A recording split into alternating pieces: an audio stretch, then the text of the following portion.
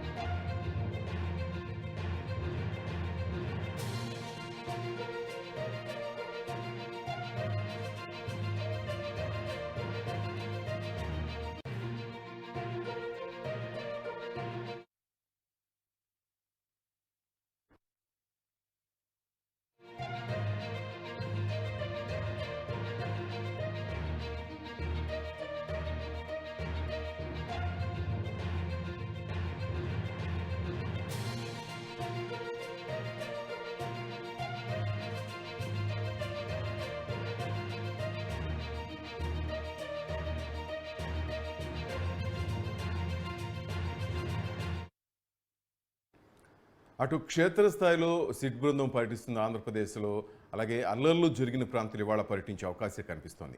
తాడిపత్రి అల్లర్లపై కూడా సిట్ దర్యాప్తు చేస్తుంది. తాడిపత్రిలో అర్ధరాత్రి వరకు సిట్ బృందం విచారణ కొనసాగించింది. దాడి జరిగిన ప్రాంతాలను పరిశీలించింది సిట్ బృందం.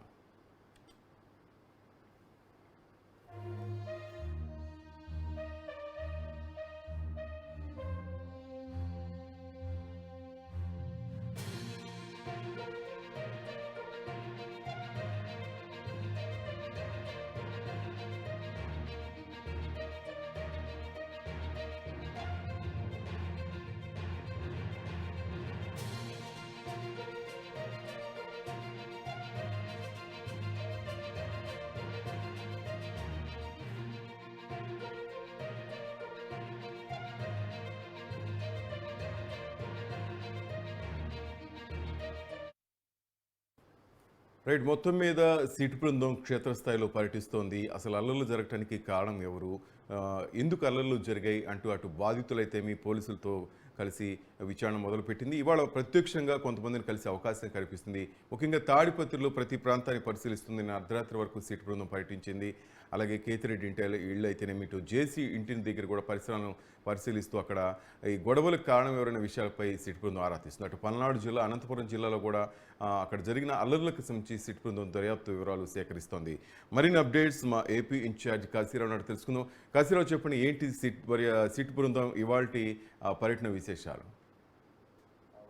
ఎన్నికల రోజు ఆ తర్వాత చోటు చేసుకున్నటువంటి హింసాత్మక ఘటనలపై చిట్టు దర్యాప్తు చేపట్టుతుంది. క్షేత్రస్థాయిలో పర్యటిస్తూ నిందితులను గుర్తించే పనులు అధికారులు ఉన్నారు. ఈ క్రమంలో కొందరు కీలక నేతలను కూడా అరెస్ట్ చేసే అవకాశం ఉందని కూడా తెలుస్తా ఉంది. మనకి పల్నాడు జిల్లాలో ఉన్నటువంటి పలు ప్రాంతాలు, అలాగే అనంతపురం జిల్లా తాడిపత్రి, తిరుపతిలో జరిగినటువంటి ఘటనలపై సిట్టు బృందం నేరుగా విచారణ జరుపుతోంది.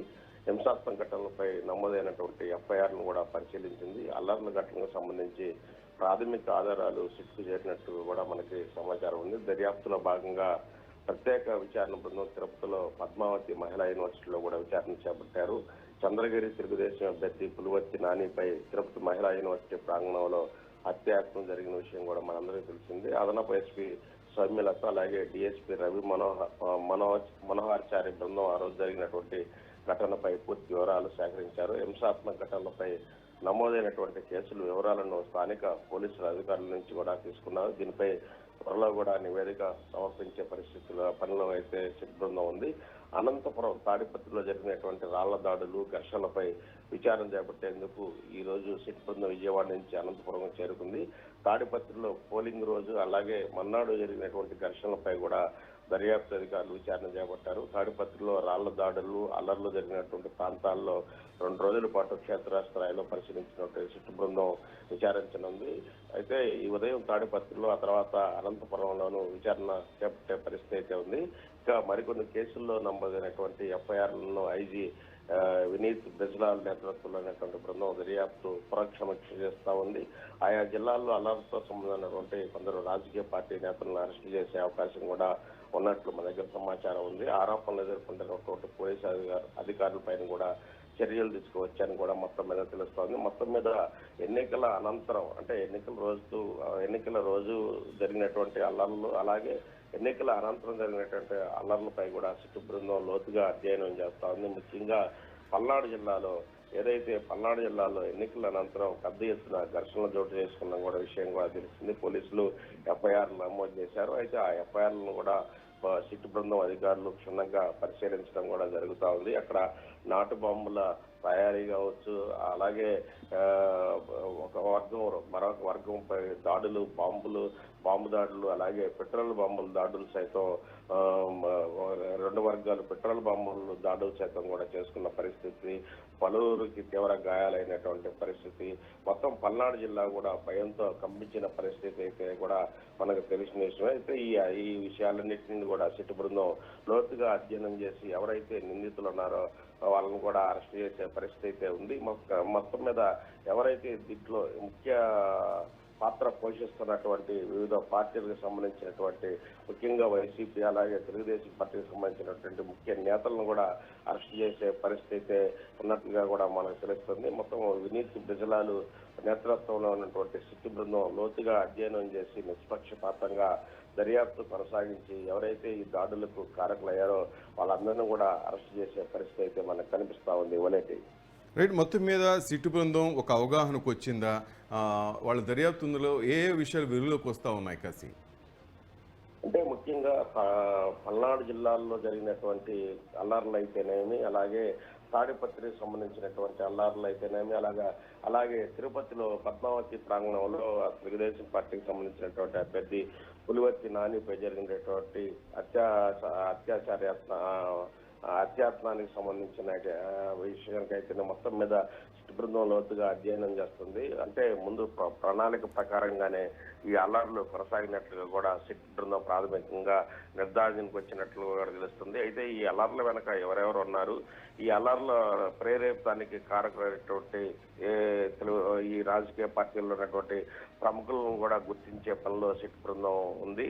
అయితే ఎవరైతే ఈ అల్లర్ల కారకులైనటువంటి వాళ్ళని సిట్ బృందం గుర్తిస్తుందో వాళ్ళని కూడా అదుపులోకి తీసుకొని అరెస్ట్ చేసే అవకాశం కూడా కనిపిస్తా ఉంది. వాళ్ళకి ముఖ్యంగా పల్నాడు ప్రాంతంలో జరిగినటువంటి హింసాత్మక ఘటనలు అందరినీ కూడా భయకంపితులు చేసిన పరిస్థితి అయితే మనకి తెలిసిందే. ముఖ్యంగా పల్నాడు జిల్లాలో బాంబులను తయారు పెట్టుకొని అలాగే పెట్రోల్ బాంబులతో కూడా దాడులు చేసుకున్న పరిస్థితి కూడా మనం చూస్తాం. అయితే ఈ అల్లర్లు ఖచ్చితంగా అంటే ఎన్నికల రోజు జరిగిన అల్లర్లు ఒక విధమైతే ఎన్నికల అనంతరం అంటే ఉద్దేశపూర్వకంగానే అక్కడ ఉన్నటువంటి ఎవరైతే ప్రజలను భయకంపితులను చేసేదానికి ఎన్నికల అనంతరం జరిగినటువంటి హింసాత్మక ఘటనలను కూడా సిట్ బృందం సీరియస్ గా తీసుకుంటుంది.